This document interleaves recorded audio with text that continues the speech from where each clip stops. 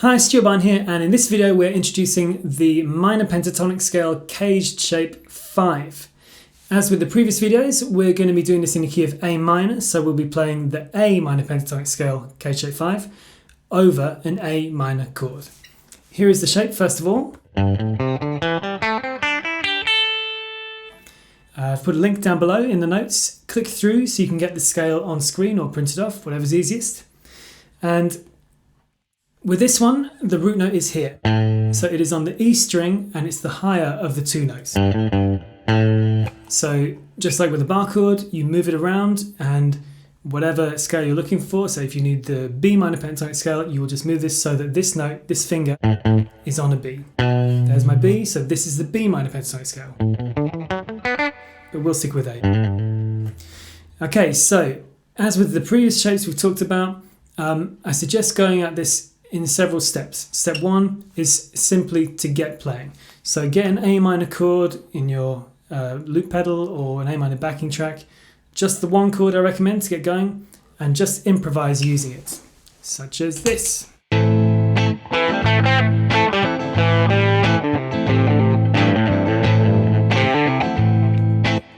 And so on. So get playing, clock up time, start to have some fun with it. Step two, I would say, as with the previous shapes, is to become aware where the root notes are. So we've already introduced this one. We have to know where that one is in order to position the shape correctly. But there are two more, here and here. So now, as with the previous shapes, what we said is that when you finish a phrase on a root note, it tends to sound like the full stop at the end of a sentence. So sometimes choosing to finish not on the root note and then other times finishing on the root note produces generally more interesting musical effects than if you were to play randomly. So here's a quick example of that. Sometimes not finishing on the root note, sometimes finishing on the root note.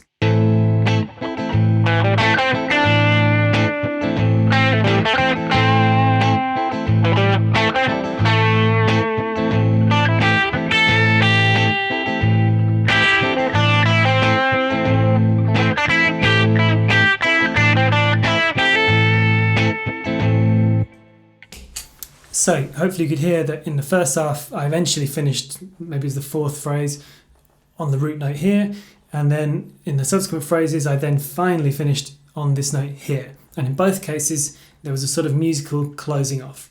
So that would be step two. Try improvising like that, playing with an awareness of whether you are or are not finished on one of the three root notes. Okay, and then step three, as with the previous shapes that we discussed, try to visualize the entire A minor chord whilst you improvise with this shape. Now, there isn't a great shape for this area, or to put it another way, CAGED shape 5 minor chord is not a good shape. It's not very nice. I would say this is probably the best one. It's a bit muddy, especially because we're in a fairly low key on the guitar. This is the minor version of this, which would be an A major. It doesn't work out easily to keep all six strings, so I would say take these four. That's the minorized version of that first shape. You could also visualize those two notes being in there, but it's not easy to play. I'm not even sure I can down here. Okay, so just like with what we said about the other shapes, when you tend to play the chord tones, they generally sound very stable and compatible with the chord you're playing over. When you play non-chord tones such as these or those, they tend to create some degree of jazziness or tension over the chord.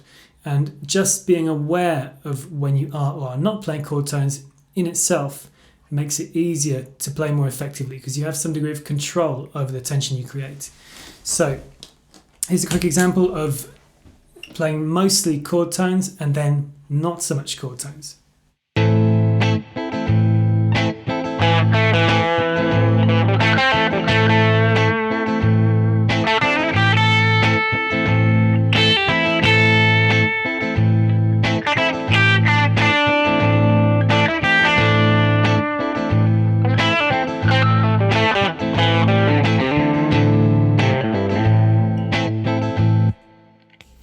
So the first half I was mostly playing chord tones, the second half I was trying to focus more on non-chord tones.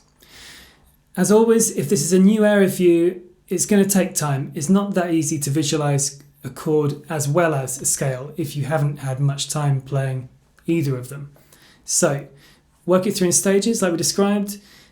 Change the key now and again. Try the key of C minor, B minor, F minor. Try and do all 12 if you can. As usual, I hope you found the video useful. Please give it a thumbs up if you did and click subscribe, and see you in the next video.